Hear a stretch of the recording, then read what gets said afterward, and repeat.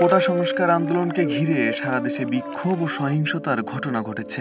এ সহিংসতাকে কেন্দ্র করে এক নারী শিক্ষার্থীর ছবি প্রকাশ করে সামাজিক যোগাযোগ মাধ্যমে দাবি করা হয়েছে মেয়েটি গত 22 জুলাই পুলিশের গুলিতে মারা গেছেন। ওই নারী শিক্ষার্থীর নাম আনিকা তাসনিম। তিনি ঢাকা বিশ্ববিদ্যালয়ের শিক্ষার্থী। তবে কোটা সংস্কার আন্দোলনে অংশ নেয়া আনিকার মারা যাওয়ার খবরটি গুজব। আনিকা সুস্থ আছেন এবং ভালো আছেন। তিনি নিজেই ফেসবুকে এক স্ট্যাটাসের মাধ্যমে এ খবর জানিয়েছেন। শুক্রবার আনিকা তাসনিম তার ফেসবুক পোস্টে লিখেছেন, জন্মদিনের দিন 5 আগে নিজের মৃত্যু সংক্রান্ত পোস্ট লেখার কোনো ইচ্ছা ছিল না, না লিখেও কোনো উপায় দেখছি না। আলহামদুলিল্লাহ, আমি বেঁচে আছি, সুস্থ আছি, ভালো আছি। কোনো রকম গুজব না ছড়ানোর অনুরোধ রইল এবং কেউ র্যান্ডম যে কোনো পোস্টে মেনশন না করলে খুশি হব। Everything has a limit. আমার ভাই বোনেরা দেশের জন্য যা করছে সে তুলনায় কিছুই করতে পারেনি।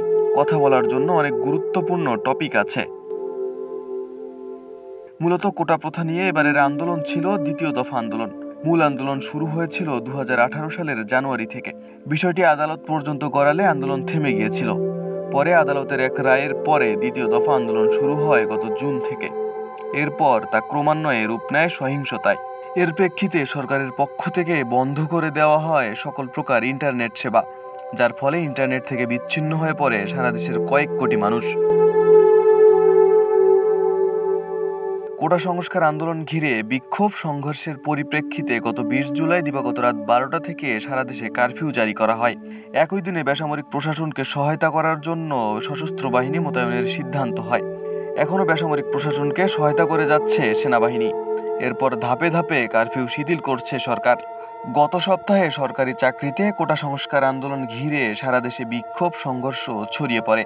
বিভিন্ন স্থানে হামলা, ভাঙচুর ও অগ্নিসংযোগের ঘটনা ঘটে। এসব ঘটনায় এ পর্যন্ত অন্তত 209 জন নিহত হয়েছেন।